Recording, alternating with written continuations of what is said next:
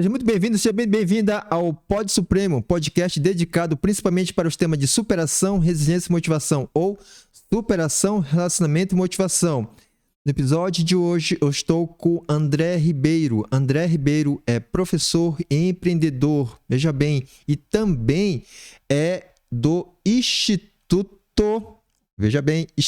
Abraham de Educação Familiar e Teologia Cultural. André Ribeiro, muito obrigado pela tua presença. André, me conta um pouco da tua história para a gente contextualizar a tua vida, pois esse podcast dedica-se principalmente para esses temas realmente de superação, Sim. resiliência e motivação. Superação, relacionamento e motivação. Obrigado, André, pela presença aí. Boa tarde. Boa tarde, vamos lá. Tudo bem? Tudo bem, graças a Deus. Então, contar um pouquinho sobre mim. Eu tô prestes a fazer 40 anos, né? 4.0. Daqui um mês. Certinho. 3 de setembro. Então, estamos em 3 de agosto, né? Sim, essa gravação. Justamente. E 40 anos, 4.0. É um número simbólico, né? Número forte. Nasci em São Paulo, capital. Já saí da capital faz 7 anos. E a minha vocação... É difícil falar de vocação por um lado, né? Mas ao mesmo tempo é algo que é uma voz dentro da gente, né? Como diz a palavra latina, vocare, né? Voz. Eu lembro de um amigo que falava, eu ouço a voz, vocare, vocação. É uma descoberta, né? Eu tenho 2 filhas, nós temos, eu e minha esposa. E ela, 13 e 9 anos. E eu fico pensando na vida delas, né? Essa questão da vocação, na juventude. E no meu caso, tem sido uma descoberta pouco a pouco. Eu até coloquei no meu Insta da autossabotagem ao despertamento, né? Sim. Que acho que vou ter ocasião de conversar sobre isso. Autossabotagem é esse dilema, esse desafio do ser humano. Mas deixa eu ficar na sua pergunta, né? Eu estudei Ciências Sociais em São Paulo. Isso dá para falar um pouquinho sobre autossabotagem também. Passando pela Universidade Pública Brasileira, né? Problemas de ideologia. Sim. Mas foi uma experiência que teve aspectos positivos, né? Fiz Ciências Sociais. E depois fui para estudar Bíblia Hebraica no meu mestrado. Com a professora Susana Schwartz. O mestrado foi baseado na Bíblia Hebraica. Isso, ela tá aqui, inclusive. Sim, embora ainda sou, como eu te disse, um estudante da língua hebraica. Mas eu trouxe aqui porque a gente precisa recuperar muito da cultura. Até para entender a Bíblia normal mesmo, a Bíblia em português, né? Sim, perfeitamente. Em 2007, eu conheci a professora Susana, lá na USP, em São Paulo, onde ela ainda atua. E ela é pioneira nos estudos acadêmicos da Bíblia Hebraica. E quando a gente fala Bíblia Hebraica, eu tô falando do que a gente chama de Antigo Testamento. Né? É uma classificação mais comum entre os cristãos, né? Mas, sim. Vamos dizer, o nome mais técnico é Bíblia Hebraica, né? Embora os judeus usem outros nomes também, como Tanar, Mikra, né? Tanar é o acrônimo de Torá, Profetas e Escritos, né? É Tanakh que escreve, né? Perdão, explica novamente. Então, a Bíblia Hebraica, para os judeus, ela tem 2 nomes, pelo menos. Um é o Tanakh, que pronuncia Tanar, que é um acrônimo. T de Torá, N de Nevim, que é profetas, e o K é de Ketuvim, que é os escritos. É o resto. Então tem a Torá, o Pentateuco, os profetas, todos os livros dos profetas, e os escritos, que é o restante. Essa é a Bíblia Hebraica, né? Que é o Antigo Testamento que a gente chama, né? Vamos dizer assim. E a professora Susana, eu aprendi com ela o estudo acadêmico. Um estudo que ela chama de estudo cultural. Das escrituras, né? Multidisciplinar. Isso foi... Eu fiz o mestrado de 2011 a 2014. Então, já vai fazer 10 anos, né? E depois eu fui para filosofia. Eu mudei de área relativamente. E eu me dediquei a estudar um autor chamado Kierkegaard, que é um filósofo cristão do século XIX. E eu desenvolvi uma tese sobre o Kierkegaard e um filósofo judeu do século XX, o Abraham Heschel. Eu fiz esse estudo de 2015 a 2019. Foi a minha tese em filosofia. Então você vê que eu mudei de área, mas eu continuei com a temática judaica, que é o filósofo judeu Abraham Heschel. Então isso aqui diz um pouco da minha trajetória. Eu me casei em 2008, né? Agora um fator mais biográfico, mas não menos importante, aliás, mais importante, né? E estamos aí com 2 filhas, como eu estava te falando. Sim. Então isso é um pouquinho da minha vida, né? Tô morando em Jundiaí atualmente e conhecendo irmãos, vendo como eu posso disseminar a pauta da família na cidade.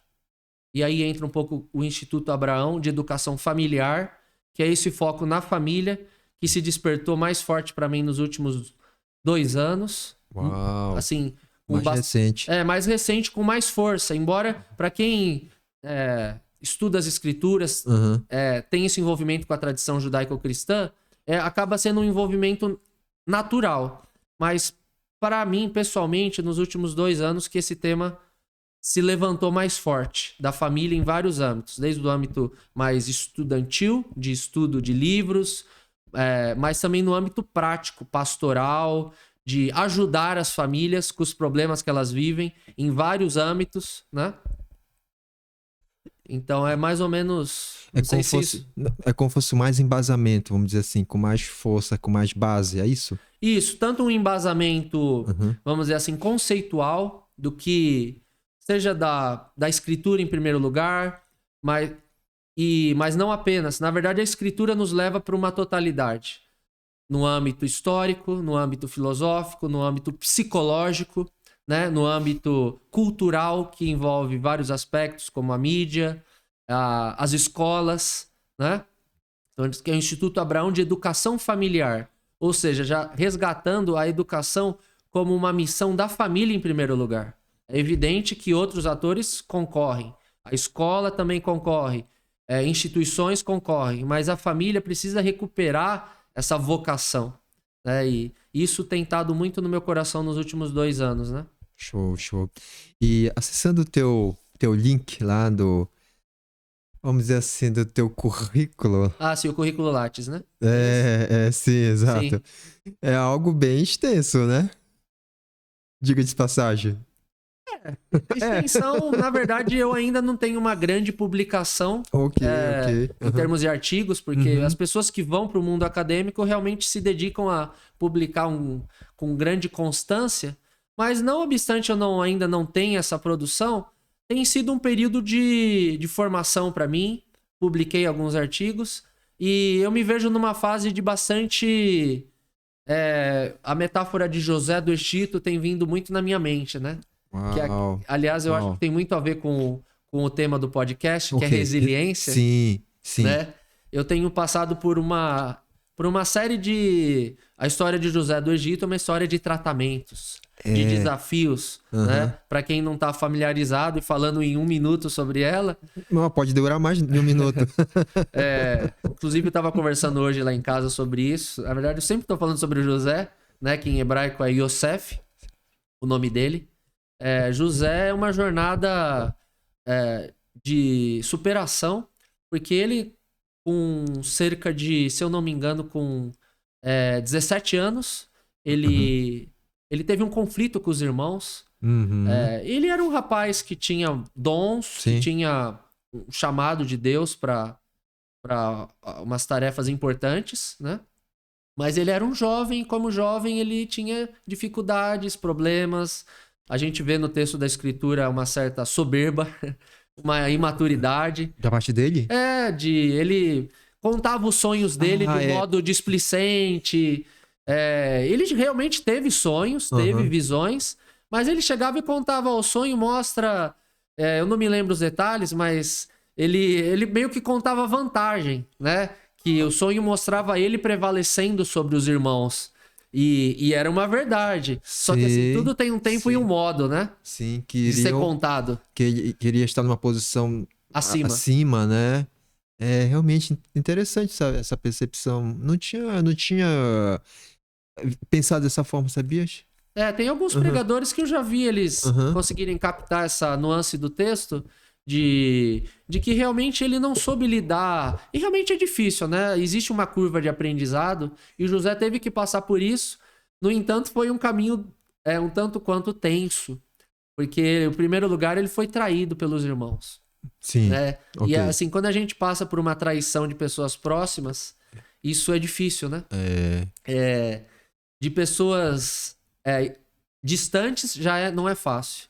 E quando é alguém próximo, um irmão, um amigo, ele passou por isso, traído, foi escravizado, foi literalmente para a fossa, para um buraco, para uma situação de ficar preso numa cisterna, algo do tipo, né?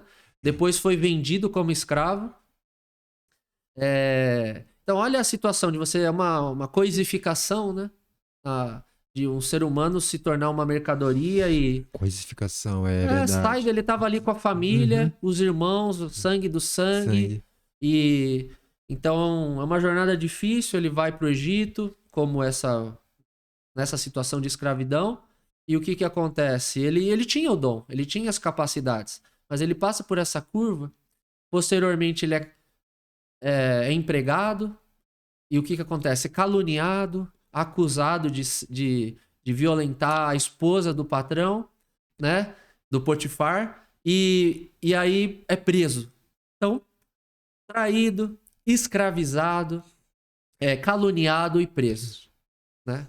É uma jornada dura, uma jornada difícil. Então, eu tenho lembrado disso diante das dificuldades que a gente vive, né? Acho que os últimos anos têm sido difícil para a humanidade em geral, sim. mas para mim em particular também uma jornada de superação, por isso que eu falo da autossabotagem, eu percebi que muitas coisas, muitas ideias me sabotavam, sabe? Desse meio ambiente, como que eu posso falar? Progressista, tem muitos adjetivos, né? E sabota, e vai sabotando. Vai sabotando a gente. Ideias que são inculcadas nos últimos 40, 50 anos, pros nossos... Hoje mesmo eu penso, o meu pai, que foi muito dedicado a cuidar de mim, mas eu vejo, puxa, quantas coisas ele absorveu, chupou que nem uma esponja, e acabou, ele não conseguiu fazer uma barreira para que isso não impregnasse em mim, né? E eu não falo isso com ingratidão, né? Mas sim. eu acho que ele fez o melhor que ele pôde. Sim. Mas hoje eu consigo fazer esse autoexame, assim, de mim e perceber, até pensando no meu avô, no pai do meu pai. Eu tô tentando fazer esse rastreamento. Onde que começou isso, sabe? Onde que começou essa impregnação vamos dizer assim, de ideologias que se afastam de Deus, né? Eu até chamo de o laicismo, né? O que é o laicismo?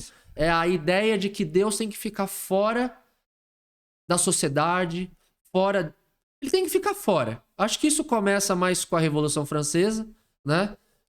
Tem um autor que é o Ortega y Gasset, é um filósofo espanhol do século XX, um dos maiores filósofos espanhóis, Ortega y Gasset. Ele tem esse sobrenome curioso, né? Que é duplo. É um pouco estranho no Brasil, mas certamente o pessoal aí, várias pessoas devem conhecer. Ele fala sobre, por volta de 1750, começa a emergir esse pensamento revolucionário na França, que aliás está em voga aí nas Olimpíadas, né? Ok, sim. Então eu tô fazendo esse recorte histórico, porque de 1750 para cá são o quê? Quase 300 anos, né? 270, mais ou menos, né? E a gente eu tava falando do meu avô, dos meus avós. Eu fiz essa viagem para pensar o quanto esse pensamento revolucionário, que é de ruptura com a tradição, eu quero dizer boas tradições, porque existem tradições ruins. Exatamente. Mas existem tradições boas, né? Então, quando a gente tem essa ruptura, acho que os nossos avós, eu tô falando aqui mais dos meus avós, em particular, qual que é o problema? Perdendo boas tradições, né? Tradições que não só são boas, são essenciais. Tô falando da tradição judaico-cristã, das escrituras, de algo que tá nos textos, mas que sai dos textos e se torna carne e osso na vida de muitos homens e mulheres ao longo da história, né? Então a gente tá nos últimos 300 anos perdendo muita coisa. E eu vejo meu avô, rastreando, né? Puxa, meu avô perdeu tanta coisa, talvez meu bisavô, chega no meu pai, aí chegou em mim, né? Aí é autossabotagem, incorporando muita coisa. Por exemplo, desvalorização da família, né? A família, como é algo tão importante, é onde a gente é formado, né? É onde a construção, é onde a gente começa a jornada e a partir dali é uma plataforma de lançamento. É a base, é alicerce. E uma casa, se tiver com alicerce ruim, né? Tem muito problema. Então eu me vejo convocado pela vida, como diz um outro autor que eu tenho convivido com esse autor, que é o Viktor Frankl. Viktor Frankl. Né? Que não sei se você conhece o Viktor Frankl. Ainda não. É um autor que está completamente ligado com o tema da resiliência. Talvez é o homem mais resiliente do século XX. Eu poderia, com ousadia, se não é o maior, é um dos homens mais resilientes do século XX. Uau. Porque ele usou como que eu posso dizer? Uma ética, uma maneira de enfrentar a vida. Ele conseguiu superar campos de concentração nazistas. Tá lembrando dele? Lembrei. Teve um filme também, se não me falha a memória? Não. Chegou a ter filme? Tem um filme novo, inclusive, que tá nas redes aí, sobre ele. É um filme recente, produzido por brasileiros, inclusive. Tá. Por que eu mencionei ele? Porque tem sido outro companheiro que tem me ajudado nas minhas dificuldades. Em todo esse processo de enfrentar a autossabotagem. E assim, a autossabotagem alguém programou, né? Toda sabotagem tem uma programação, né? Então existe, como a gente estava falando das ideologias dos últimos 300 anos, da Revolução Francesa, né? Que é vamos dizer assim, a ponta de um iceberg ali do século XVIII. A Revolução Francesa já é a ponta do iceberg de um processo ali, como eu falei do Ortega y Gasset. Isso já vinha ali no 1750, um pouco antes, né? Você vê como os processos, a gente pensa que isso é um número morto num livro de história. Sim. Isso são realidades vivas que nós estamos vivendo hoje, que estão afetando as nossas rotinas, né? Então essa um pouco tem sido a minha jornada.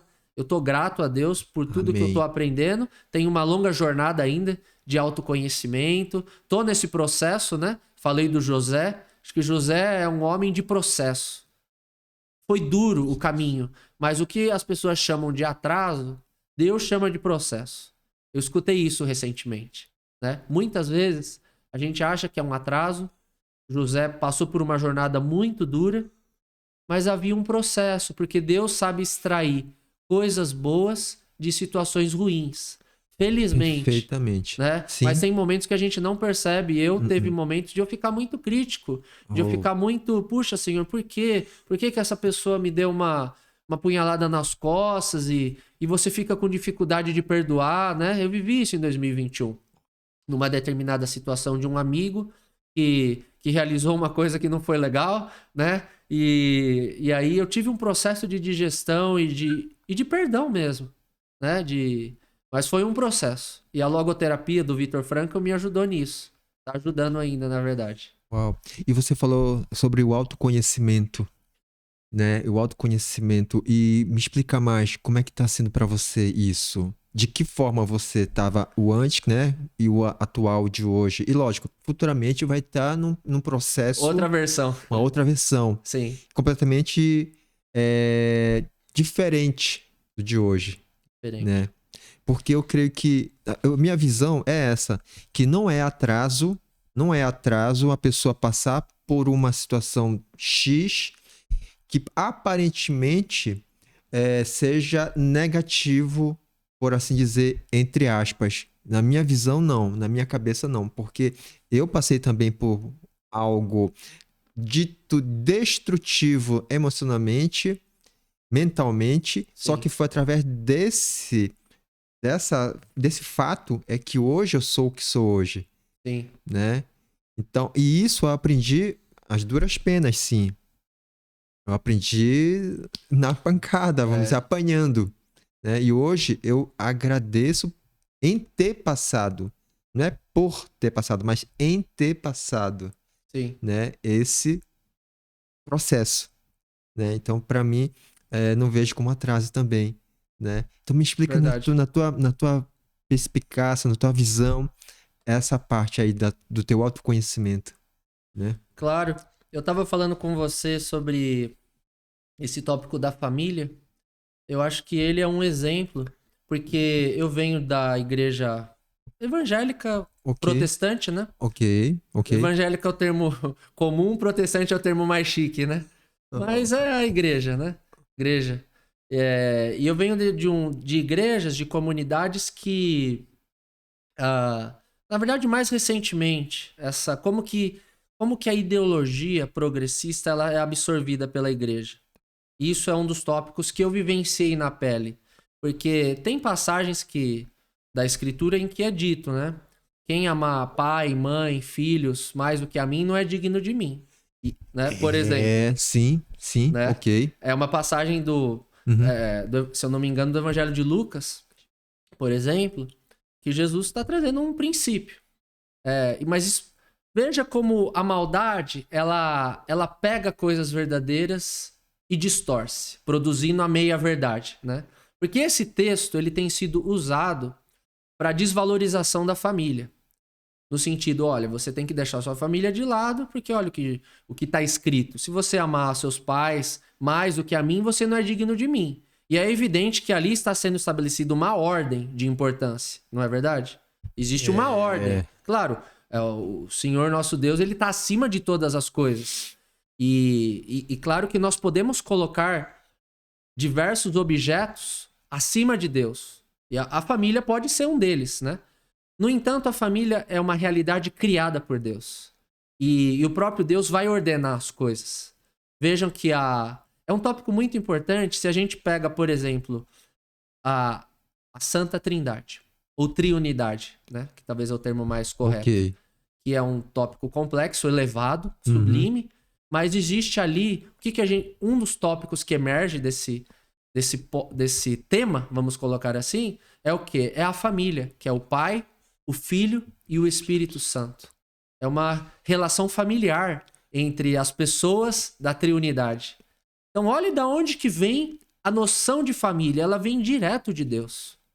Então, nós não estamos falando de algo que se opõe a Deus, estamos falando de algo que emana de Deus. Por muito tempo eu não observei por esse ângulo, porque eu fui ensinado, você tem que buscar Deus e deixar bem de lado a família. Né? Isso não era dito com todas as letras, mas de um modo diluído era Uhum. dito isso. Então, como que isso entra no progressismo, né? Que é esse pensamento revolucionário? A diluição da família, né? Por que interessa ao progressismo? Porque a família é um muro de proteção do jovem, das pessoas. Se você tira o muro de proteção, o que é uma casa sem muro? Ela Exposta. está exposta, Exposta. Né? exposta, desprotegida, Desprotegida. né? Uhum. Então a família, ela tem uma das funções é proteção. Então é uma estratégia militar, né, vamos dizer assim, também militar, ou estratégia de guerra, você tirar a defesa do seu adversário. E quando você tira a família, você tá desprotegendo o seu inimigo. Porque, assim, é a família dos outros. Toda essa ideologia é sempre assim. Não é que é contra a família dos outros.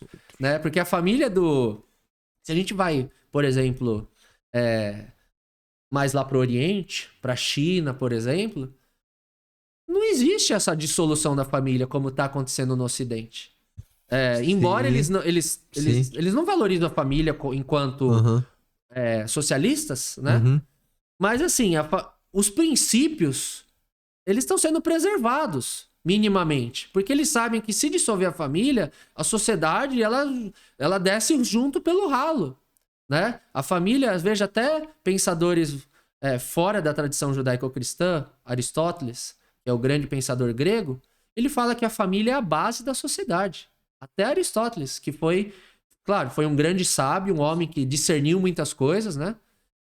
Mas está fora da tradição da revelação judaico-cristã. Mas mesmo ele teve essa revelação de modo limitado, né? Com as limitações do ambiente grego, Mas ele frisa, a família é a base da sociedade. Então, isso é um dado da realidade. E eu estava falando de países que entendem isso, como por exemplo a China, não obstante os problemas que vamos dizer, o conflito que existe contra a família e o cristianismo, mas eles entendem que certos princípios precisam ser preservados para manter a coesão social. E nós, por sua vez, aqui no Ocidente, né, nós estamos sofrendo muito. Então veja que eu estava falando de mim, agora eu já estou falando Sim. eu já fui para um âmbito mais geral, né? Ok, tranquilo, tranquilo. E sabe que é interessante que ontem eu estava pesquisando assim, quantos casamentos ocorreram em um ano. Sim. Aí, se me faz memória, 2022 foram aproximadamente 900 mil casamentos, por aí assim, quase 1 milhão. Sim. E o número de divórcios foram 400 e tantos mil, quase 2 casamentos, 1 divórcio. Quase a metade. 400 e 200 a proporção, é isso? Não, foram 900 e poucos mil Ah, casamentos sim, 900. e 400 e poucos mil divórcios. Sim. Quer dizer, casaram-se 2 e divorciou um. É muito grande, Bastante. né? É verdade. Porque, como eu falei, esse podcast também dedica-se ao tema de relacionamento. Sim. E eu tô programando, vinha uma convidada, uma pessoa vinha aqui falar sobre relacionamentos. O tema vai ser relacionamento. E eu vou falar para ela sobre esse dado. Eu estava pesquisando isso. Importante. E por coincidência, você estava falando sobre essa parte familiar. E para mim, família é casamento. Isso. Né? Claro. E me lembrou esse dado que eu pesquisei ontem, por incrível que pareça. Nossa, muito importante saber isso. Sim. Porque confirma, né, todo esse cenário essa batalha de dissolução, porque é literalmente dissolvendo, né? Dissolvendo. Então, se são 900 mil, na verdade já é metade disso. Então você vê que essa proporção de 50% de dissolução, isso mostra que o índice, vamos falar assim, entre aspas, o índice de eficácia, né, de uma relação duradoura, esse índice tá baixo, né? Tá baixo. E sabe, no meu caso particular, vou falar de mim, tá, Sim. André? Já casei, descasei, casei, descasei com a mesma mulher, com a mãe das minhas filhas. Sim. Né?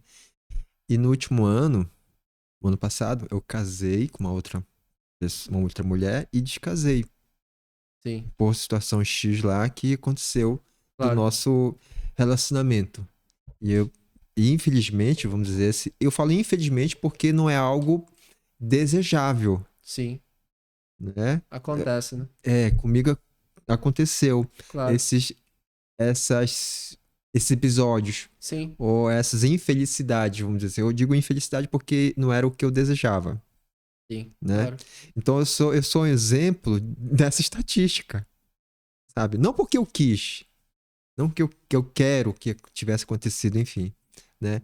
E você tá nessa, vamos dizer assim, buscando esse fortalecimento na família. Eu creio que também, só um parêntese, tá? Claro. Milhões de pessoas também estão em busca de um casamento ou uma família sólida, né? Porque Verdade. há tantas pessoas divorciadas que, com certeza, essas pessoas divorciadas não desejariam também estar divorciadas. Sim. Desejariam estar casadas. E bem casadas. Quando as pessoas perguntam assim, eu tô falando de mim, tá? Claro. Quando perguntam assim, qual é o teu sonho, Eduardo? Um dos meus sonhos é estar bem casado. Bem casado. Isso. Né? E, sabe, qual é assim, não dizer dica, né? Porque o teu objetivo, um dos teus objetivos é esse, né? Fortalecimento. Fortalecimento da família e fortalecimento do casamento. Veja, já até mencionei a questão da base, né? Então, a base precisa ser bem feita. E claro que é fácil falar isso, né? A gente lê em qualquer lugar, base bem feita. Nós precisamos da graça de Deus. Amém. Essa é a fonte de todas as coisas, o manancial, né? Nós precisamos realmente nos render a Deus, porque nós somos pessoas, seres humanos com ambiguidades, com dificuldades, e nós realmente precisamos se apropriar da graça de Deus e se render a Ele. Tem sido uma jornada de aprendizado para mim, o meu matrimônio. Ok. Nós completamos agora, em julho, 16 anos, com muitos desafios, né? Tem sido uma jornada, como é ensinado na doutrina cristã, o casamento, a finalidade, tem 3 finalidades o casamento, né? A primeira é a geração, né, de filhos, uma descendência. A segunda finalidade é a amizade, a companhia, né? Ali a gente tem um companheirismo. E a terceira finalidade é a santidade, a santificação. Então, acho que um bom começo é entender a finalidade. O casamento tem essa tripla função de geração, de amizade, companheirismo, né? Como diz o jargão, na alegria e na tristeza. E em terceiro, de santidade. E o terceiro, ele realmente é mais sensível, porque a santidade envolve muitas dificuldades. Sim. É aquela história, eu me caso, não é pra eu ser feliz, né? Diz um jargão, mas é verdade. O princípio qual é? É fazer o outro feliz. Mas até isso entrar dentro de nós, que é nada mais, nada menos do que o amor. Do que o amor sacrificial. Então, Deus desenvolver isso em nós, ele realmente tem um pouco de trabalho. Porque a matéria humana, o nosso coração não é muito fácil. Ele tem poder, para ele não é problema. Sim. Mas essa jornada é uma curva de aprendizado. Então eu vejo que tudo no fundo, e esse tópico também tem a ver com o quê? Com confiança. É uma jornada de a gente trabalhar a incredulidade, você se render a Deus. A gente reluta muito, né, Eduardo? Sim. Então eu percebo isso, quantas crises, até na área conjugal, né? Por quê? Porque a gente reluta em confiar em Deus, em deixar Ele trabalhar.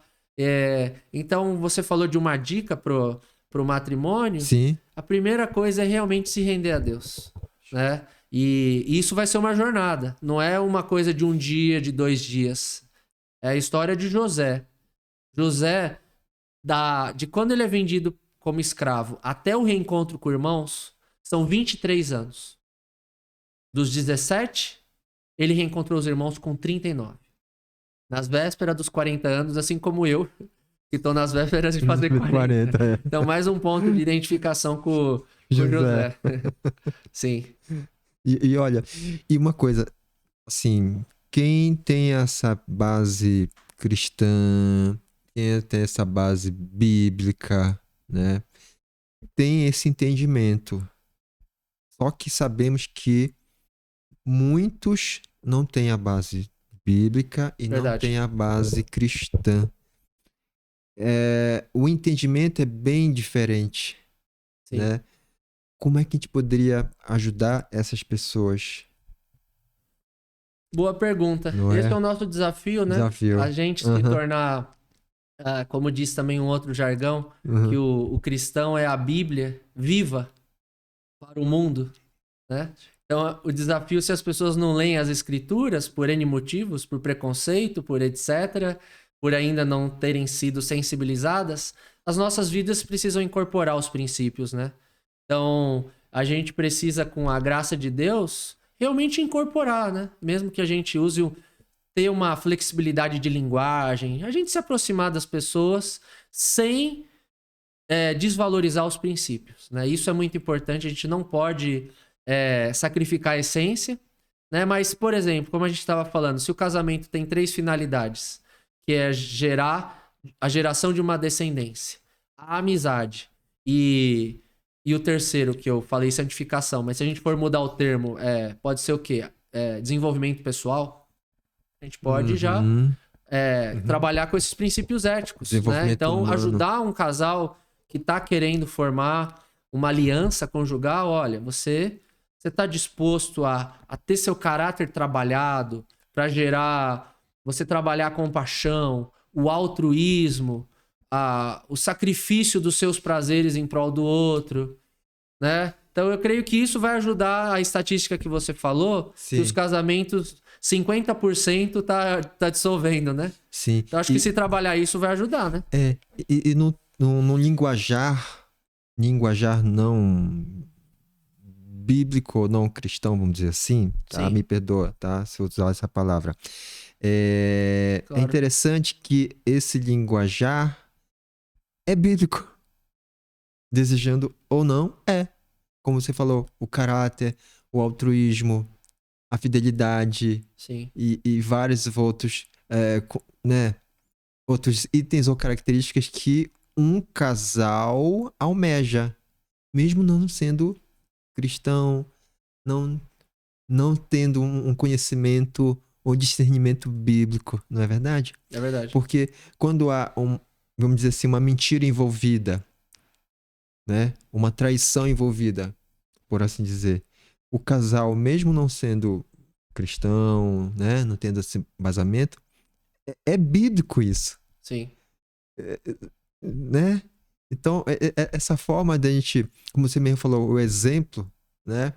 No meu caso, em particular, fiquei pensando em mim, tá? Claro, não. A gente acaba se remetendo a gente mesmo, né? Você vai conversando, vai A falando. nossa biografia é um tesouro. Com todas as dificuldades que a gente tem, com as alegrias e tristezas, ela é real. Então eu tenho aprendido também que a gente tem que se apropriar da nossa vida, da nossa jornada, sabe? Porque ela é um material da realidade. Nós vivemos isso, né? O que você viveu, o que eu vivi, alegrias e dissabores, isso teve realidade. Então, isso realmente a gente precisa voltar nisso constantemente, né? Não para ficar no passado, mas como para tirar as lições, né? Aí quando você falou dos exemplos, né? Eu falei, caramba, e agora? Será que eu tô sendo um bom exemplo? Tá, não tô falando de mim. Mas é assim, pra mim eu vejo em mim da seguinte forma. O que eu fiz de errado ou de falha, pecados, etc, né? Vamos dizer assim, eu me arrependi. Ótimo. Amém. Tanto que eu, entre aspas, não desejo praticar o mesmo erro ou a mesma falha do que foi feito do meu passado. Sim. Porque ficou no passado, né? E aí eu falei assim, poxa, então tá, eu vou ser um bom exemplo então. Por quê? Porque no meu caso em particular tem isso, né? De que falhei, errei, assumo. Tiveram pontos lá específicos da minha vida pessoal, vamos assim dizer, que eu não me orgulho, por exemplo, né? Sim. Isso não é motivo de orgulho, né? E aí isso eu faço com que eu faça um aprendizado e a resiliência, tipo José, vamos dizer assim, né? Que a gente tá falando de José agora nesse episódio. É claro que tem outros exemplos e muitos outros exemplos bíblicos de resiliência, né? Sim, verdade. Mas eu creio que eu vou ser um bom exemplo, sabe, André? Com certeza. Eu desejo ser um bom exemplo também para outras pessoas que... Já está sendo, né? Já está sendo. Eu espero que seja mais ainda, Sim, sabe? esse podcast aqui é uma obra importante, né? É um trabalho que colabora, né, para veículo para transmissão de boas ideias, para que pessoas possam compartilhar seus conhecimentos, suas experiências. Isso é extraordinário, né? Sim, e baseados nisso, né? Na transparência, na verdade.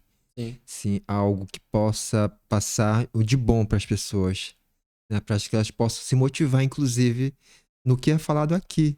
Porque há pessoas que passaram por superações extremas na vida dela, né? Então, é esse o intuito desse canal, sabe? Que a nossa conversa aqui seja impactante para a vida delas. Inclusive, as pessoas que estão nos ouvindo, né? Se inscrevam, sigam a gente, né? Poxa vida. Acompanhe o trabalho. Acompanhe o trabalho. E eu tive uma jornada, você tá falando disso, eu já fui muito bloqueado, né? É mesmo. Sim. Já fui muito inibido. Tô na jornada ainda, né? Mas eu já tive uma história de muita inibição, de muita... Como a gente tava falando da família, né? Eu tive meu pai e a minha mãe. A minha mãe ainda tá viva, né? Graças a Deus. Sim, meu pai amém. já faleceu. Mas é uma jornada de muito bloqueio, sabe? Quando eu conheci a minha esposa, eu mal conseguia me expressar emocionalmente. Às vezes eu penso, nossa, como que ela aceitou se relacionar e decidir pelo casamento? Às vezes eu fico pensando, nossa, foi um milagre, né? E eu era muito bloqueado em termos de expressão, de sentimento. Ainda não tenho tanta facilidade, mas assim, pelo menos em termos de expressão, como nós estamos conversando aqui, isso eu já estou um pouco melhor, né? E é o processo, né? É um É o processo, processo. justamente. Porque, assim, eu penso assim, né, André? Desculpa te interromper. Nós não somos Claro, perfeitos, sim, né? Porque muita gente, entre aspas, muitas pessoas veem uma figura de uma pessoa que é dita cristã como se fosse é um santo que não tem nenhum tipo de falha, nenhum tipo de erro, ou que sim. não, sabe? E acha o maior, como é que chama? O maior escândalo. Ah, mas aquela pessoa fez uma coisa errada, mas como assim? Então, isso aí Né? acontece mesmo, né? É, A aham. gente acaba superestimando as pessoas mas isso é tolice, né? Nós somos vasos de barro, né? E agora nós estamos sendo capacitados para autossuperação, como diz o Viktor Frankl, autotranscendência. Ele usa esse termo técnico que significa ir além de si mesmo. Né? Esse movimento é muito legal, essa imagem de você vai além de si mesmo. Se você não pode mudar situações, diz o Frankl, mude a si mesmo. É uma das máximas dele, que é Uau, muito sim. importante. Muda a si Eu mesmo. estava conversando isso hoje com a minha filha. Uhum. Você está num Aham. cenário difícil e você não consegue mudar, o que que você faz? Dá para mudar essa situação? Não. Muda a si mesmo, né? É o que ele viveu no campo de concentração. Para ele aguentar aquilo ali, não dava para sair. Puxa, quero sair. Às vezes a gente tem essa possibilidade, né? A gente tá num lugar ruim, vou sair daqui. Ótimo. Só que quando você não pode sair, aí ele fala, então mude a si mesmo. Então aí é uma situação de autotranscendência, né? Uau. O que eu penso assim, né, no meu caso também, eu me sinto pleno, com condições de aumentar mais ainda essa plenitude, né? Estou me sentindo completo, né? Me sinto completo e ainda condições de expandir, né? Sim, Crescer, se desenvolver. Eu tô tendo esse tipo de visão, porque o eu de hoje, do Eduardo Enomoto, como eu falei, é totalmente diferente de 6 anos atrás, 7 anos atrás, sim, né? É por causa do processo que eu passei, que eu lhe falei, que eu passei por um processo de um determinado tipo de relacionamento que foi altamente insalubre, vamos dizer assim, né? E daí eu sim. me desconfigurei e eu me descobri em Deus quem eu sou. Aí o que acontece? A gente que tem esse nosso diálogo aqui, que você entende muito, a minha identidade em Deus me fez com que eu sei quem eu sou em Deus. Portanto, as situações externas que acontecem ou frases ditas para mim que querem me desconfigurar não fazem mais sentido para mim. Por quê? Porque aquilo não me define mais. Aquilo que estão querendo dizer para mim não define, Sim. né? Por isso que eu falo assim que eu amo hater. Eu amo haters. Por que eu amo hater? Porque o hater é aquela pessoa em que quer colocar um contexto que não é para mim. Não é, não define a minha Eu pessoa. Porque comecei a escutar o seu áudio. Você fez uma mensagem sobre isso, né? sim. Eu não terminei ainda, Não, mas eu vi que você queria explorar que esse tópico que o hater acaba ajudando a exercitar a nossa. É isso? sim, exatamente. O autoconhecimento Autoconhecimento é verdade, hein? faz exercitar o autoconhecimento, no meu caso, né, que você entende bem, em Deus, porque eu sou filho de Deus. E sendo filho de Deus, aquilo que ele fala não é de mim. Não é, porque é tão, pra mim, tá tão assim, embutido agora, eu falo agora, nesse momento, que ele fala não me afeta, não me abala, Sim, porque o autoconhecimento em mim já tá que bom. enraizando. Sabe? E isso que eu quero passar para as pessoas também, sabe, André? Importante. Essa forma de como eu penso de mim, eu quero ensinar para as pessoas isso. Porque eu creio que muitas pessoas sofrem ataques, por assim dizer, do meio externo da vida dela para dentro dela, né? Eu creio que muita gente Sim. sofre, Sofre. sabe? E nas redes sociais a gente sabe que há, assim, comentários altamente, assim, tóxicos. Altamente tóxicos. Verdade. E eu desejo passar isso para as pessoas, sabe? De como eu consegui superar nessa minha identidade em Deus.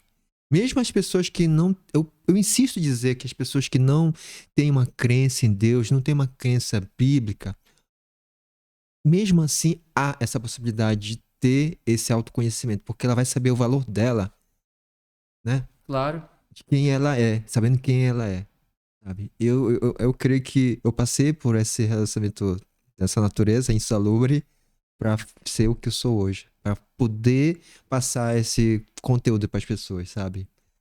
Muito bom. É, Isso aí vai ser uma grande contribuição. A gente vive essa dificuldade do sentimentalismo, né?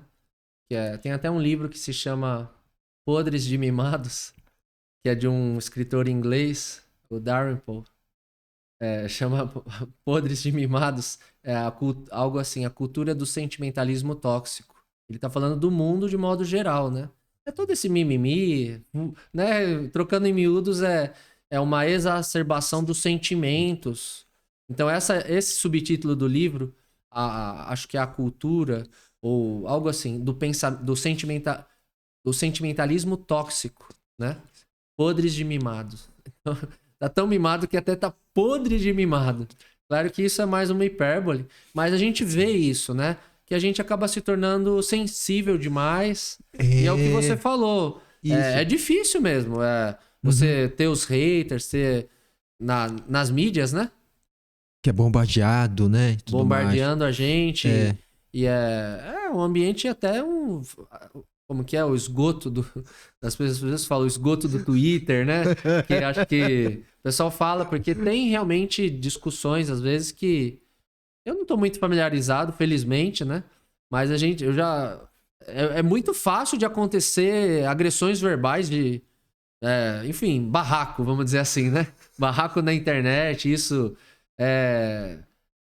A gente tem que se proteger mesmo. Você tem, como você falou, você ter a sua identidade, ter as suas defesas, né? Perfeito. Todo esse trabalho Perfeito.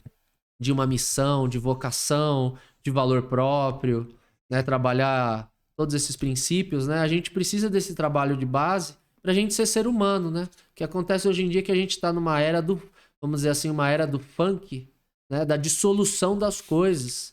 Parece que tá tudo se dissolvendo como uma geleia, né? As pessoas, E aí se torna isso aí.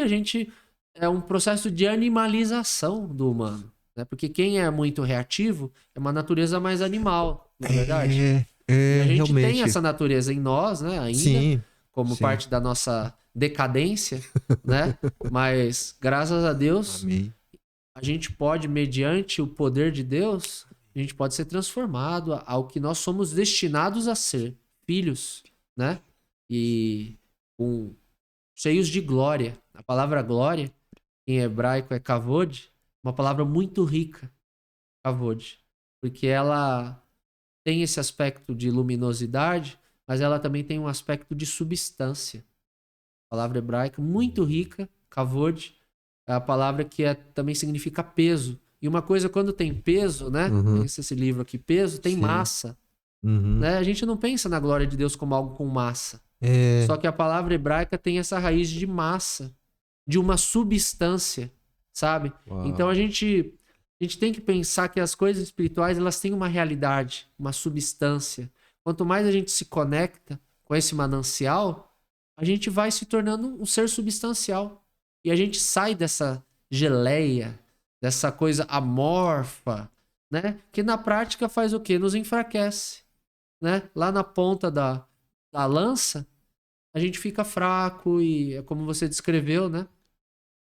Então, acho que é uma jornada como você falou no início, o fortalecimento da família vai para isso. A gente fortalece a família, é o primeiro passo para ter pessoas fortes. E pessoas fortes vão reconstruir, vão proteger, né? Pais que protegem seus filhos, suas companheiras, entende? E aquela coisa da, vamos dizer assim, da base, assim, da hombridade, Hombridade. né? Porque eu vejo assim, puxando para esse lado de Sim. relacionamentos, né? Nota-se que há muitas mulheres que estão sentindo falta dessa hombridade, né? É verdade. Então tá tendo essa questão, né? Muita gente tem falado sobre isso, né? Tem um amigo no Espírito Santo. Eu tenho conversado com ele porque ele gosta muito desse. Não é só que ele gosta, né? Ele tem também, acho que, um chamado para esse tópico. Ele já, acho que os últimos 10 anos, leu, não sei, uns 50 livros sobre isso. É um cara muito bom. Mora lá em Vila Velha. E ele, com a gente conversa sobre isso, hombridade. Tem aumentado os cursos sobre isso, né? Porque existe uma demanda. Por que a gente vê nos seminários sobre hombridade, livros? Por quê? É um sinal de uma demanda que tá precisando. Porque parece que os homens desaprenderam de ser homem, né? Não é verdade? Tá E tendo cursos. curso de hombridade, bastante. Hombridade.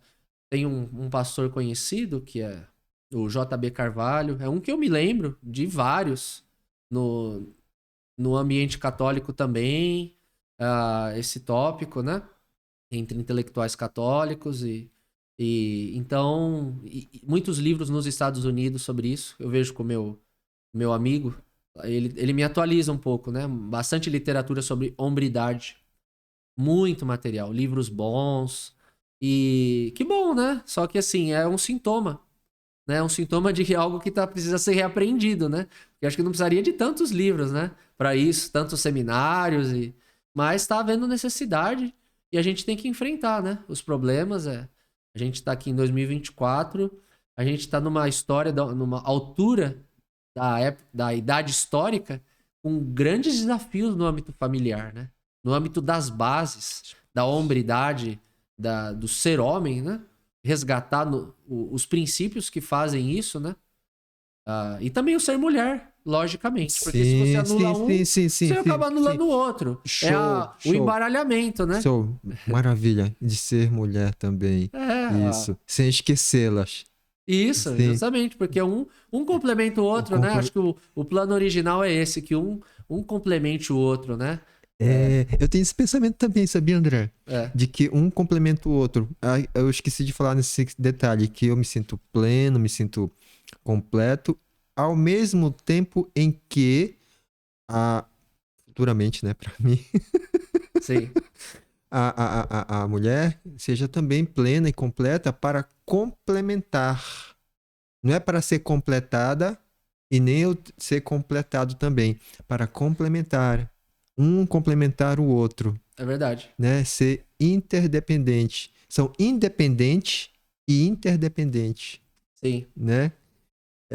Não são dependentes. Um depende do outro. Né? Tem a sua vida, cada um tem a sua vida independente. E são complementares. Então. É muito legal isso, né? É muito bom. É muito bom, porque tem um equilíbrio, né? De ambos, para formar um só. É isso? Assim, na minha visão. Sim, isso é uma coisa que a gente aprende muito com o nosso amigo Renato Saito, né? Sim, que, aliás, sim. Chegou aqui, tá nos acompanhando. Tá nos bastidores. Né? Ele... Inclusive participou aqui já do episódio, né? Prestigiou, né? Sim, e foi espetacular, com certeza. Então, mas já conversamos muito sim. Frequentemente ele fala sobre essa complementaridade, né?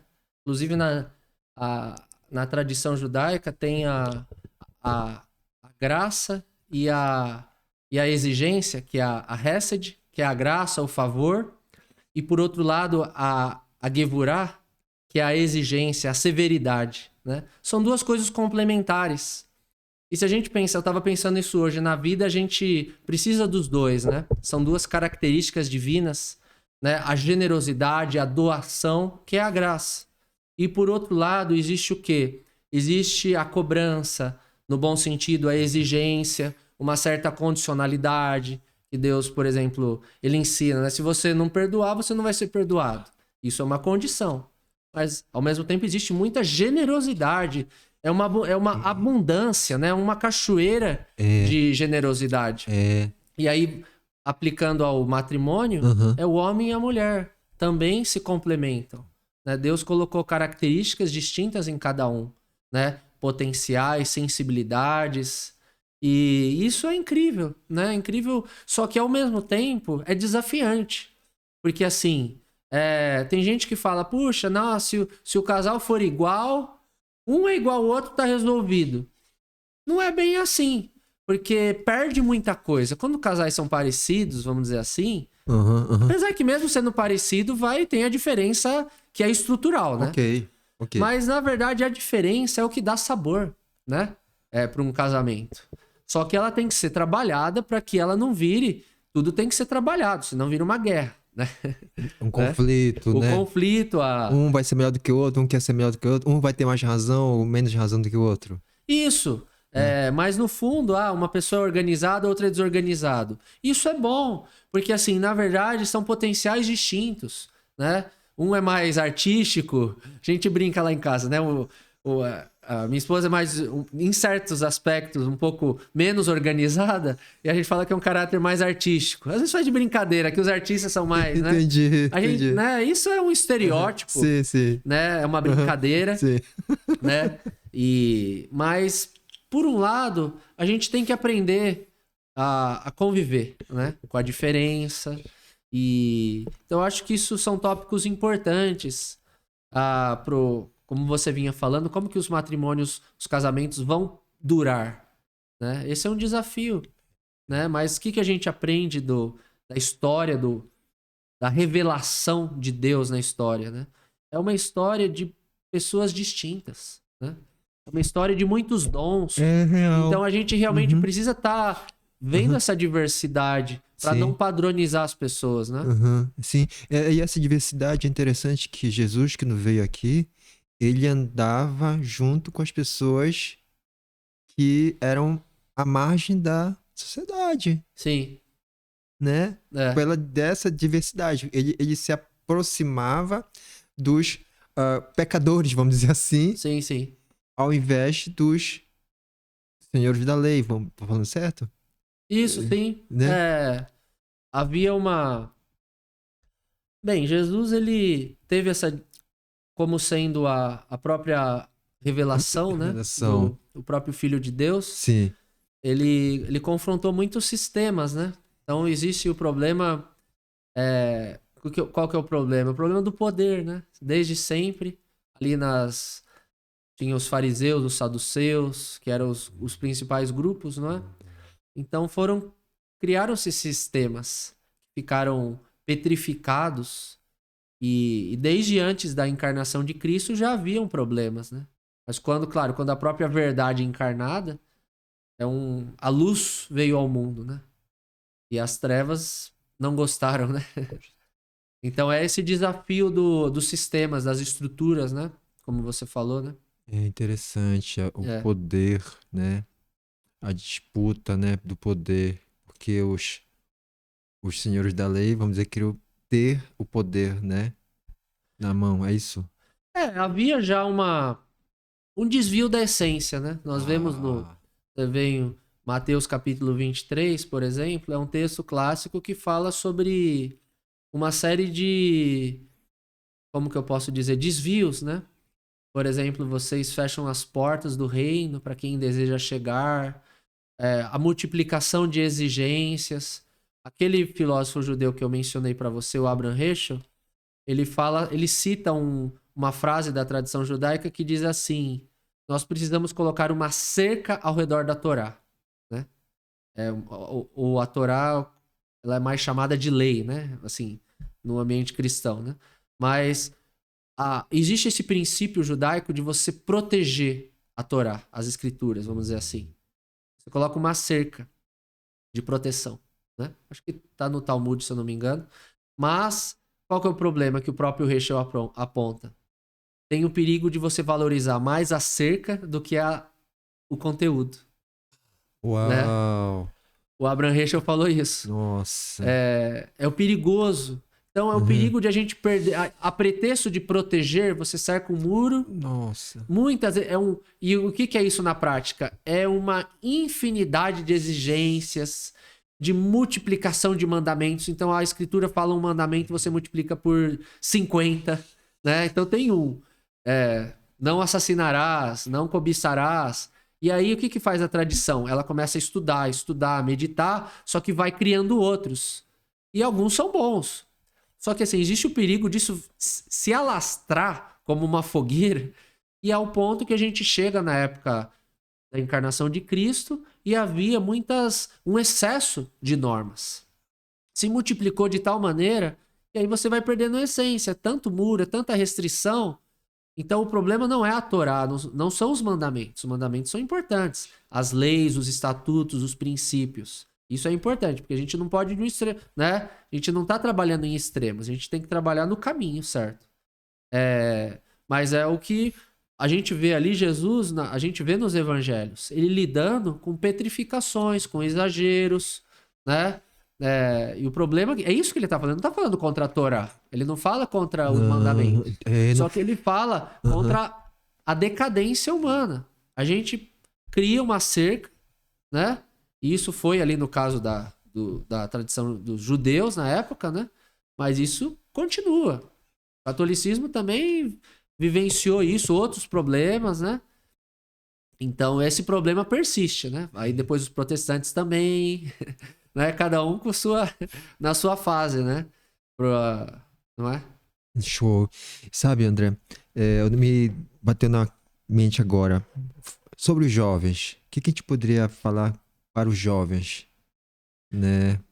Tópico importante, né? A juventude, tópico sensível. Sim. É um tópico que está na mira dos snipers culturais. Ok. Não sei se eu posso usar essa expressão.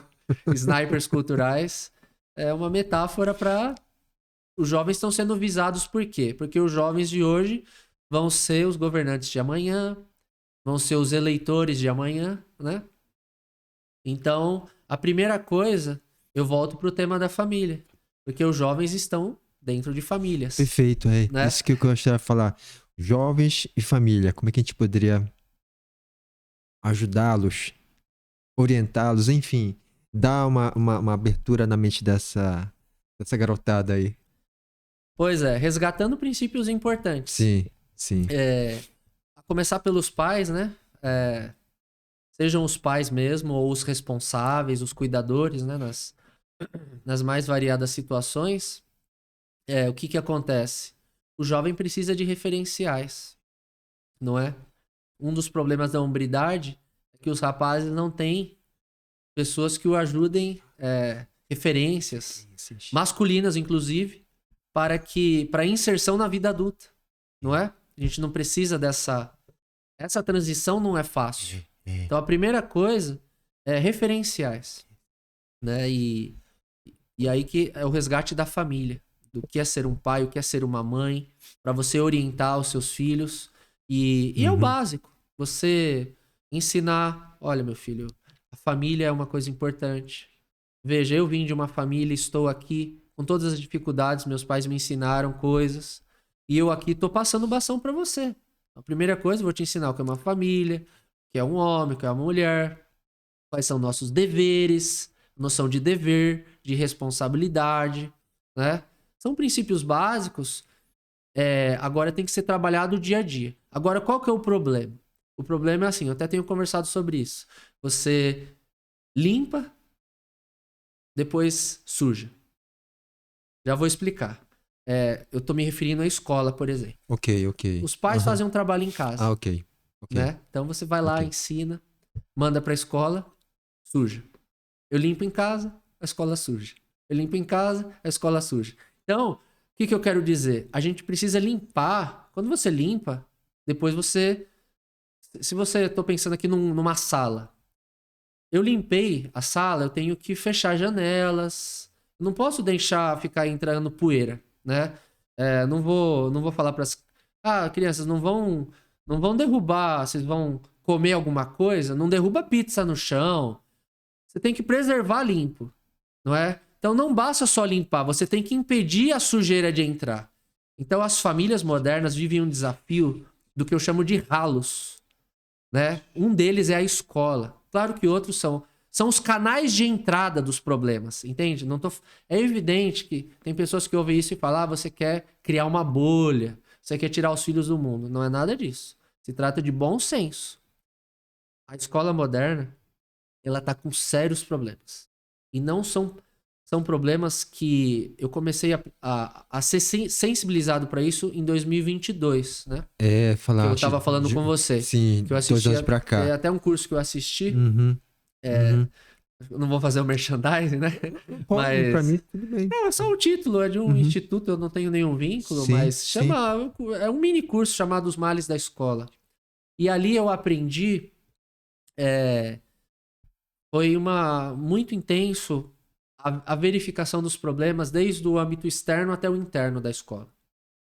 O externo, desde o ambiente do espaço físico, a gente pensar como a escola está disposta, seja as carteiras ali, isso é um exemplo é mais fácil de ver, né? Ok. Mas não tem árvores nas escolas, o espaço físico, um ambiente muito hostil para, né? Você que é médico sabe como o ambiente como os ambientes importam. Sim, né? Isso não é perfumaria. Sim. Não. Né? Né? Um hospital, a gente sofre muito, às vezes, com um ambiente hostil, né? Que se torna as cores, falta de janela, né? Até lá em Jundiaí tem uma política eu fiquei sabendo que chama política de desemparedamento na educação municipal. Eu acho que isso significa que tem que sair da sala, né? Trocando em miúdos. Mas existe essa política lá em Jundiaí, na educação municipal. Então, o que eu aprendi? O que eu comecei a perceber com esse... Eu fiz um mini curso que me despertou para coisas. Algumas eu já percebia, mas não tão intensamente. Desde o espaço físico, aí você vai de fora para dentro. Aí você pensa os colegas. Né? Seu filho passa 200 dias por ano com famílias, com 20, 30, alguns às vezes até 40, né? Famílias que você não escolheu, jovens das mais diversas estratos sociais, em condições psicológicas as mais variadas, que o ministrante desse curso ele chamava de carrossel bestial. Você joga seus filhos no carrossel bestial, né? É uma expressão um pouco forte, né? Mas vamos colocar assim como uma hipérbole. Né? Ok. Né? Que isso daqui é uma metáfora do quê? Na verdade, no fundo, eu já tive na escola pública e realmente não está muito longe disso. Porque pensa jovens de 17 anos das mais variadas origens, famílias com as mais distintas cargas de problemas psicológicos, postos juntos, 5 horas por dia, ou agora está aumentando aí 6, 7 horas com a escola integral. Na escola que eu trabalhava não tinha espaço, o pátio não tinha espaço ao ar livre. Era um pátio interno, porque eles diziam que as crianças se sujavam muito lá no gramado e sujavam o pátio. A escola que eu trabalhei em Jundiaí, estadual, não tinha pátio externo. Então os alunos ficavam lá 6 horas. Então você imagina, jovens com 17 anos, eu trabalhava no noturno ainda. Noturno, sem pátio externo, com desinteresse, aí a gente prossegue o problema, né? Então a gente chegou aqui, a gente chega no material didático. Aí tem problemas ideológicos, aí as pessoas começam a perceber mais esses problemas, né? Que o problema da ideologia é o seguinte: a escola, ela deveria ter todas as ideologias. Né? Vamos dizer de modo simples, a pluralidade é isso. Que se tem a pluralidade, se você vai ensinar marxismo, só que você ensine também a escola liberal, você ensine a filosofia conservadora, é pluralidade. Então você já tem um material padronizado em pautas ideológicas. Então você já percebeu o problema? O ambiente espaço físico, os colegas, os relacionamentos, distúrbios de relacionamento, né? Sem que haja uma preparação, porque se você joga um soldado numa guerra, você tem que prepará-lo. E as crianças são jogadas nesses ambientes sem a devida preparação. Hoje eu percebo isso. Antigamente eu não percebia. Material didático. Existe o problema da grade curricular sem ordem. Matemática, literatura, uma grade básica. Matemática, história, biologia, né? Pensa uma grade assim. Qual que é o critério para fazer essa grade? Eu sei qual é o critério. Qual que era lá na escola, seja público ou particular? É a agenda dos professores. Você tem que compatibilizar 50 agendas, 40 agendas. Então, como que você vai organizar as aulas? Com a agenda, com a disposição de tempo dos professores. Não existe uma sequência. Então, o aluno fica 50 minutos em literatura, estudando Camões, toca o sinal. Agora vai estudar polinômios. Toca o sinal, biologia, vai estudar sobre mitocôndrias. Toca o sinal, vai estudar sobre análise sintática, sobre adjunto adnominal. Percebe? Não existe uma sequência. Isso é muito sério. Isso não é perfumaria. Isso vai gerando uma desordem mental. Você não absorve as coisas. Então você percebeu os tópicos que a gente foi falando. Sequência das disciplinas, tipo de material e até chegar nos professores, né? Que é algo muito importante. Professores que ensinam o que não acreditam. Então, Sim. pessoal, eu vou ter que ensinar isso para vocês. Ó, eu não acredito nisso, mas está na apostila, cai no vestibular. Isso é muito grave. Como o professor ele tem uma referencial ético, ele tem um referencial de exemplo para o aluno. Então, o que, que você transmite a mensagem? Eu te ensino coisas que eu não acredito. Só vou te ensinar para você passar no vestibular ou porque a direção falou que eu tenho que ensinar porque está na apostila. Porque a gente segue Claro, tem que seguir a base curricular, né? Sim. Embora exista a liberdade de cátedra. O professor, ele tem liberdade. Ele tem parâmetros, mas ele tem liberdade. Dentro da sala, ele, né, em tese, é o soberano. Seguindo, claro, normas éticas, as leis, mas ele tem a liberdade para exercer sua aula. Então você percebe, a gente chega num ponto que os professores ensinam o que não acreditam. Né? Ou se acreditam, ensinam maus valores, né? Nos cenários que, por exemplo, de dissolução da família, como nós temos falado, né? De não valorizar princípios básicos do que é ser uma família, que são coisas muito intuitivas, né? O que é ser um homem e uma mulher e constituir uma família, isso é um dado dado da realidade. Você não precisa de nenhuma tradição. A rigor, a gente não precisaria de tradição judaica, cristã e até, bem, islâmica também, né? Considera isso, né? E nem precisa entrar nisso. É um dado da realidade. Então você percebeu? Você me perguntou como que a gente cuida dos jovens? Os pais precisam ensinar. Eles precisam, na verdade, mais do que ensinar, eles precisam viver uma família. A simplicidade de uma família ordinária. Um pai, como diz tem um autor, o Chesterton, né, que tá na moda aí, mas é um grande pensador. Um pai, não há nada mais extraordinário do que um pai ordinário, um pai simples, uma mãe simples com um filho simples. É o feijão com arroz do dia a dia. Isso é extraordinário. Isso precisa ser ensinado de novo. Se tornou extraordinário. Se tornou um pai ordinário nesse sentido, uma mãe ordinária com filhos ordinários. Vivendo a sua família, no dia após dia. Entendendo, crescendo, vivendo desafios, que claro, uma família é desafiante, são pessoas que estão juntas e dia a dia tá um ali, é uma escola de santidade, não só o casamento, a família, os filhos, né? Um aprendendo com o outro, é uma fogueira também, mas é uma bênção, é uma alegria ao mesmo tempo. Então você vê, tem resgatar isso e por outro lado, você vê que a escola, fazendo essa ressonância magnética na escola, e é uma jornada que eu tenho feito há cerca de 2 anos.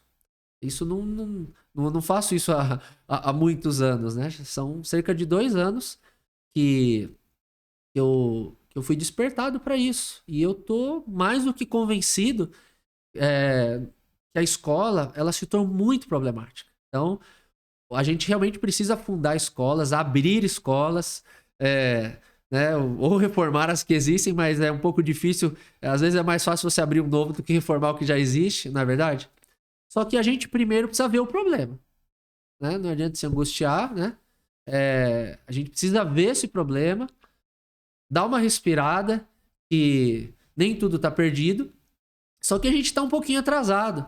Eu estou atrasado, né? Eu acho que eu fico pensando, nossa, eu fui 2 anos atrás, tem gente que já tá há muito tempo. Mas a vida é assim. Sim. A gente, graças a Deus, tem tempo, só que a gente precisa ter um senso de de responsabilidade. Que você falou da juventude, e o tempo passa, a gente tem filhos, a gente vê o tempo passando, não é verdade? Sim, sim. E filhos nos dão um maior senso de urgência. Eu acho que a maior forma de você ter senso de urgência é ter um filho. Que você começa... Nasce um senso de cuidado, não é verdade? Então, o cuidado que a gente tem com os nossos filhos, a gente quer estender para a geração, né? Claro que o nosso alcance é limitado. Não é verdade? A gente... Mas, com a graça de Deus... E com iniciativas como essa do podcast Pod Supremo... Obrigado. Né? Isso é uma ferramenta, um recurso para a gente espalhar essa sensibilização dos pais. E, na verdade, precisa de muita graça de Deus. Porque as pessoas precisam estar descansadas para ouvir isso. E se a pessoa já está exausta, ela vai ouvir isso que eu acabei de falar nos últimos 5 minutos. É um negócio de fôlego. Fazer essa ressonância magnética escolar desde o espaço físico. E olha que eu nem falei do último ponto, que é as técnicas psicológicas, que estão nas instituições modernas, né, nas escolas. Técnicas de manipulação psicológica mesmo. Né? Eu nem falei sobre isso, eu também ainda preciso entender melhor isso. Mas você vê que a escola, ela não é para amadores, esse assunto. Assim, no sentido... que você precisa ter um fôlego primeiro, né? Você precisa ter amor à verdade, né? Você precisa, se você ama a verdade, você ama seus filhos. Sim. É o que me move. Eu amo minhas filhas. Sim. Então... Eu tenho 2. Eu também. Então estamos aqui irmanados. Deus nos agraciou do mesmo modo. 2 meninas. 2 meninas também. Então, nós temos... O que me move a ir para esse assunto? Sim. Em primeiro lugar, são elas. Eu tô pensando, puxa, de lá para cá, eu já tenho tomado iniciativas para mitigar isso, né? Porque existe aí, o segundo momento é alternativas. A gente faz esse diagnóstico e a gente vai pensar, e aí, mas quais são as alternativas? Elas existem. Mas primeiro a gente tem que ver o problema, a gente não pode ter medo. Porque tem gente que fala assim, se você não tem solução, eu não converso com você. Peraí, gente. Vamos devagar. Primeiro vamos ver o problema. Não é assim. Às vezes a gente não tem solução. Não é? Mas felizmente existe.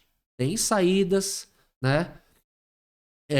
Tem pessoas abrindo escolas e... isso está sendo bom. O cenário que a gente está vivendo, as pessoas estão se mobilizando. Eu creio que a igreja, vamos colocar assim, de modo geral, está passando por tantos desafios. E isso tem um propósito de purificação, de criar a resiliência, não é? Acaba sendo algo bom de tudo isso, né? A gente tá tendo a oportunidade, não é verdade? É como fosse, no meu caso particular, que eu passei por um relacionamento insalubre e hoje eu estou no meu eu aprimorado, né? Pode acontecer isso também? Desse momento que se está passando, que é um momento dito, poderia ser dito insalubre. Turbulência. Verdade. E está tendo esse mover para que haja um outro eu de uma situação. É muito esperançosa essa mensagem e é verdadeira, né? Porque eu creio que é isso que a gente vive no micro e no macro, né? A gente tem conversado muito, né, sobre o que nós estamos passando no mundo, né? Não é? Não são tantos desafios que... Claro que eu acho que a família, ela é um termômetro. Porque como ela é a base, ela tá na mira de muitos rifles, né? Culturais e ideológicos. Existe uma guerra em vários níveis, desde o nível físico, psicológico, até no nível cibernético.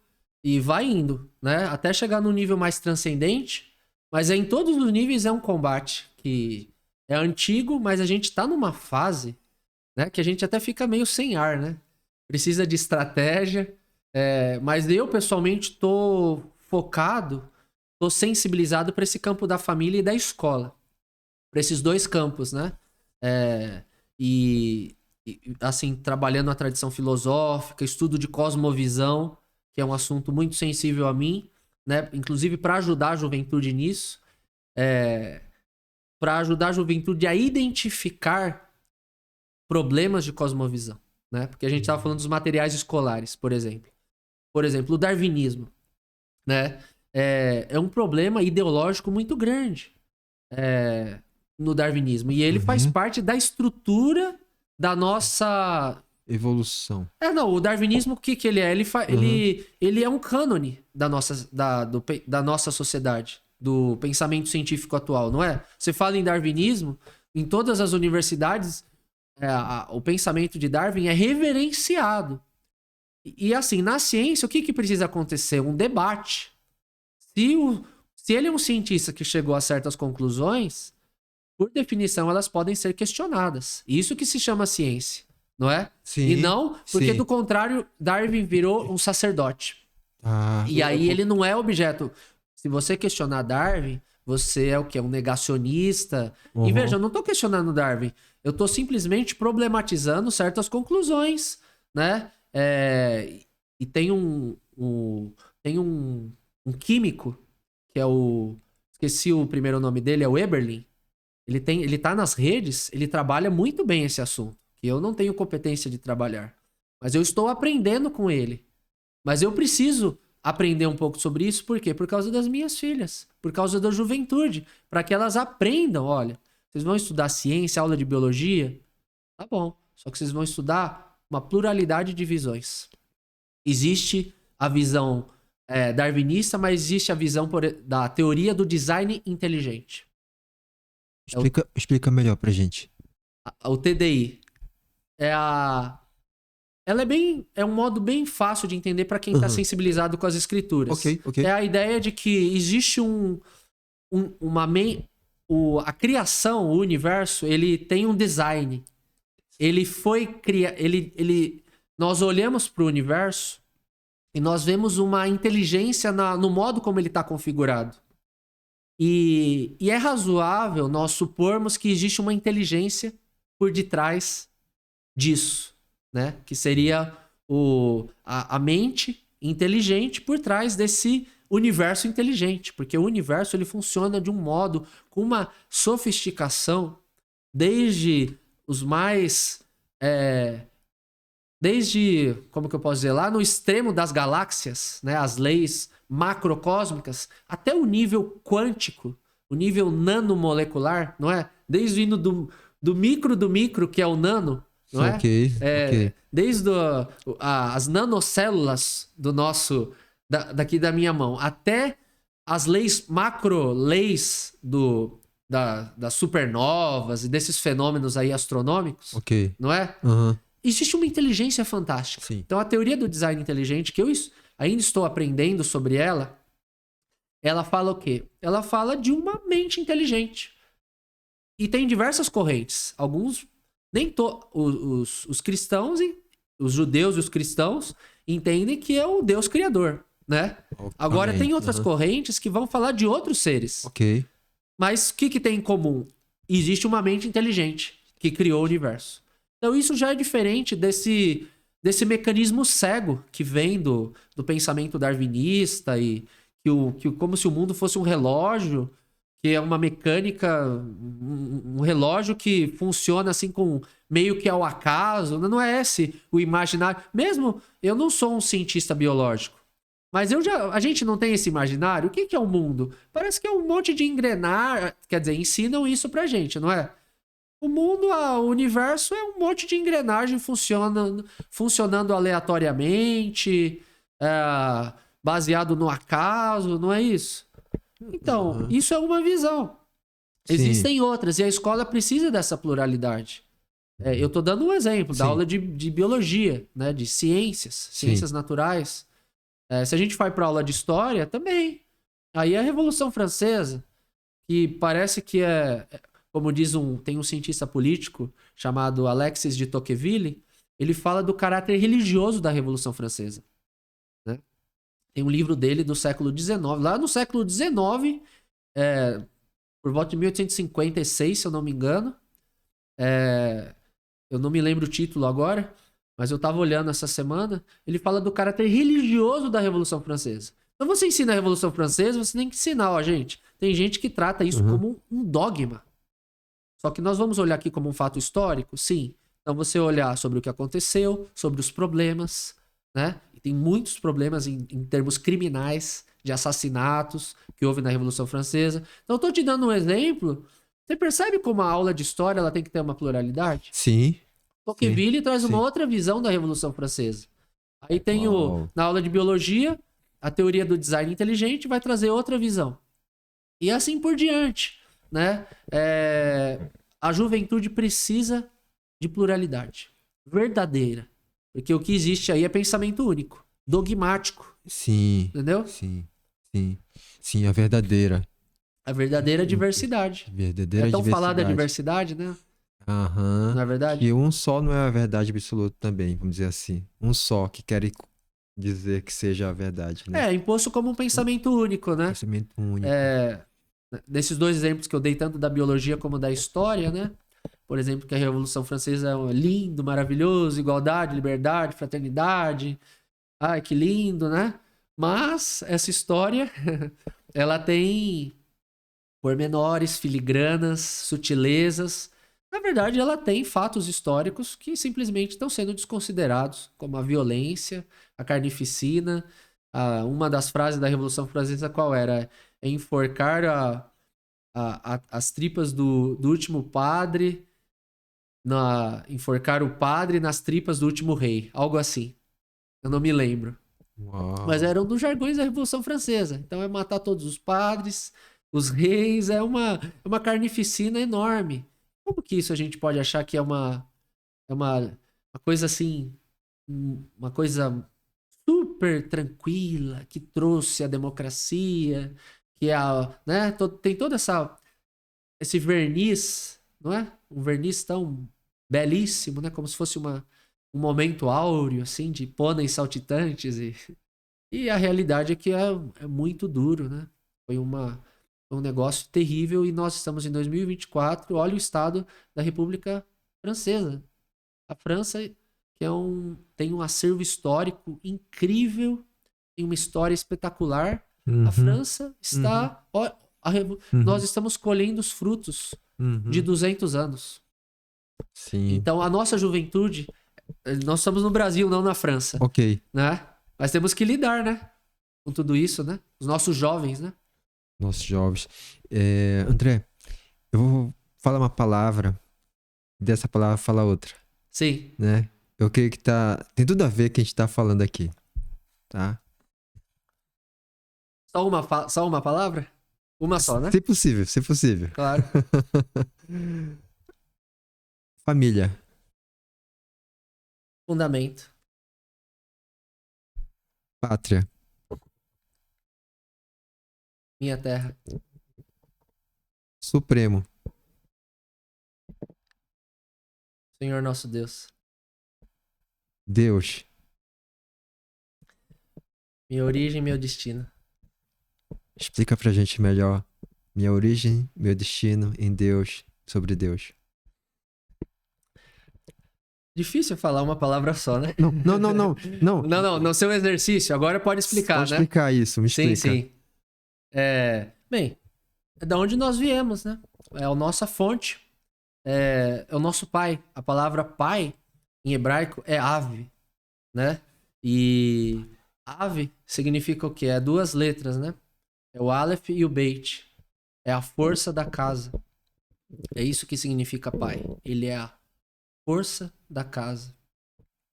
E então isso é tão importante, né? Deus, o Messias, né? Jesus, nosso Senhor, ele revela que Deus é ave, é pai. Ele é a força da casa. E eu tava pensando também na palavra semente, que filho é semente, né? O que é ser um filho? É a semente de um pai. Então por isso que é a nossa origem. Nós somos semente dele. Nós viemos dele. Nós só existimos, nós carregamos a essência dele. Nós somos uma semente de um pai, não é? Eu acho que essa é uma noção pra gente meditar na nossa mente, no nosso intelecto, mas sobretudo absorver no coração o significado de ser o filho de um pai, de carregar. Você olha para uma semente, você pega uma semente de qualquer planta, né? Você planta e ali tá o DNA, tem um código ali. Uma árvore, um abacateiro de 10 metros, ele já foi desse tamanho. Então a nossa vida, não é verdade? É maravilhoso, é incrível a gente meditar o que é ser filho de um pai. Uau. Olha, essa questão de casa, para mim está sendo muito impactante, porque o nosso bate-papo aqui é sobre relacionamento, né? E casa, relacionamento, família. Puxa vida, é algo que eu falo o seguinte, já falei outras vezes, milhões, milhões, bilhões de pessoas no mundo. Sim. Vamos falar mundo, bilhões de pessoas no mundo buscam isso, né? Casa, família, relacionamento. E casa em Deus. Nossa, é algo impressionante, né? É impactante isso, não? Sim. É Que algo aí que vai o destino, né? Que é o destino que a destino gente tá. É a nossa origem, o nosso destino. Destino é pra onde a gente tá indo, né? indo.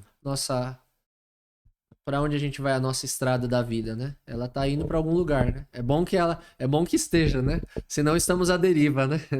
Mas o ter uma missão, ter um propósito é ter um destino, um barco. Eu preciso chegar em determinado lugar, né? E esse lugar tem a ver com a origem, né? Aí que é uma Hum. dinâmica interessante, não é? É a origem e o destino que se ligam, Eles estão conectados, né? conectados. E você falou da casa, realmente quem não quer uma casa, né? A gente quer quem não quer, a gente precisa, né? Ter uma Sim. casa, um lugar que a gente, o nosso lugar de descanso e é, ave, a força da casa, né? Então a casa tem tudo a ver com, por isso que Deus precisa entrar dentro da casa, né? Primeira casa somos nós, né? Na verdade, né? Mas tem a nossa casa da nossa família, né? Então ele quer entrar em todas as casas mesmo. Só que precisa haver uma recepção. Não é? É um relacionamento, é uma receptividade. Ele se convida também, assim, mas há uma gentileza Existe a graça de Deus que ele vem até nós, o socorro, ele até se convida, eu acho, mas ao mesmo tempo existe a recepção. É um relacionamento. Ele bate a porta, É, se a gente permitir, ele entra. E tem... isso. Esse tipo, o relacionamento realmente é uma grande metáfora, né, Aham, do que a gente vive como pessoas, né? E no aham. nível vertical, essa interação, essa correspondência, né? É uma arte mesmo, é um aprendizado, a gente aprender a ter essa sensibilidade, né? Show. Sabe que pra mim, na minha mentalidade aqui, na minha cabeça, um dos maiores desafios na vida, pra mim, é relacionamento. Os maiores desafios na vida. Ah, para mim também. É. É um relacionamento intrapessoal, interpessoal e o vertical, Sim. né? É relacionamento. Enfim, mas relacionamento nesse aspecto, nessas três áreas. É relacionamento. O maior desafio na minha vida é Relacionamento isso. consigo mesmo, com os outros e com o vertical. Sim. O vertical, eu creio que nem tanto, pra mim, né? Hoje, Sim, sim. hoje para mim, nem tanto, né? Mas Mas o o horizontal. horizontal, né? E é interessante amar a Deus, amar o próximo como a si mesmo, assim como Cristo nos amou, né? É que é uma jornada mesmo da gente. A gente pensa um lápis, ele precisa ser apontado, né? Pra ele poder escrever, né? E a nossa vida é como um lápis, né? A gente vai escrevendo uma biografia, né? Mas não é com tinta. A gente vai escrevendo com as nossas vidas, com os nossos passos, né? A gente vai deixando rastros. É algo importante a gente pensar quais os rastros que eu estou deixando, o que eu estou eternizando. Eu escutei isso esses dias, né? E o lápis, por que o lápis? Porque tem um trecho da escritura em Deuteronômio 6 que é Uhum. dito afiarás os teus perdão, afiarás os teus filhos com a palavra. Sinantan é o verbo, não me lembro o formato no infinitivo, mas conjugado é o verbo, é a palavra shinantan, que significa afiar e é traduzido costumeiramente como inculcar. Você já deve ter escutado, inculcarás, e essas palavras que eu lhe digo, inculcarás nos seus filhos ao andar, ao sentar, ao dormir, ao se levantar. Que são os 4 pontos, né, da educação familiar, de manhã e de noite. na rua e em casa. Ou seja, 4 pontos cobre a totalidade.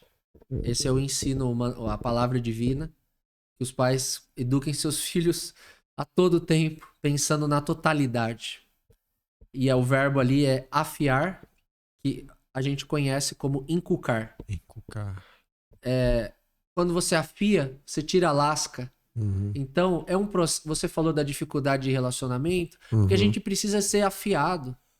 Tem muita lasca, sabe? É a lasca do egoísmo, é a lasca do acomodamento, é a lasca da preguiça, é a lasca da impaciência. Eu tô aqui pensando em mim mesmo, nas minhas... Quando eu me irrito com as pessoas, né? Eu tô confessando as minhas dificuldades de... Puxa, mas fulano é devagar nisso, mas fulano não entende aquilo, mas fulano só pensa em si mesmo. Puxa, mas como que eles não entendem isso? Tava conversando ontem com uma pessoa, né? E até recebi esse conselho, ó. Pense no que está ao seu alcance. Não, né? Um conselho que eu escutei, né? Então, você vê, é um processo de olhar para si mesmo, para você perdoar o outro, para você ter visão. O outro não entende isso hoje, mas ele pode entender. E se ele não entender, como que eu vou lidar com isso também? Se eu tiver que conviver com essas pessoas que não entendem isso, então é uma arte mesmo. O relacionamento é uma arte. E a gente precisa desse apontador, não é verdade? Se a gente é um lápis, aqui nessa metáfora, a gente precisa de apontadores. São vários. Eles vêm de uma fonte, que é uma fonte benevolente, né? Uma fonte generosa, que quer o nosso bem. Mas vai ser de muitos modos esse apontamento. Sejam situações difíceis, as jornadas que a gente vive, pessoas também que nos ajudam, os conselheiros, né? Sim, perfeito. Não é verdade? Sim. André, esse nosso bate-papo é espetacular, né? Sim. Porque eu creio que a gente tá falando aqui é de um só. Se a gente for pensar bem, né? Um só, sim. Nós Verdade. estamos falando de um só aqui. Uma só coisa. Uma só coisa, né? Verdade. E pra mim é espetacular, sabe? Vai ser pra ele o nosso bate-papo aqui, Muito bom. né? E eu espero que as pessoas captem isso, a nossa mensagem e a voz dele, né? Isso. Quem tem ouvidos ouça, né? É o provérbio clássico e muito importante.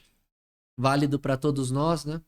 Nós temos 2 ouvidos e para serem usados, né? Com a graça de Deus, pedimos, né, essa generosidade de nos ajudar nos nossos problemas de audição. Porque nós temos, né? Como temos problemas de audição, né? Mas existem remédios para curar problemas de audição. Felizmente, eles existem e eles estão em ação. Show. Muito obrigado pela tua presença, André. Eu que agradeço. Muito obrigado aí mesmo. pela oportunidade de conversar com você e trocar ideias e podermos juntar forças nessa missão em comum, né? Porque família, juventude, isso é uma missão que temos em comum, né? Temos sim. Posso colocar tua rede social aqui na tela, né? O Isso. teu arroba. Isso, o Instagram, né? Instagram, que é @André_Ribeiro 2024. Isso mesmo. Tá bom, tá certo, né? André, você pode falar o último recado para as pessoas aqui nessa câmera, por favor? Falo. Traga à memória o que lhe traz esperança. Você fica angustiado, angustiada, pressionada.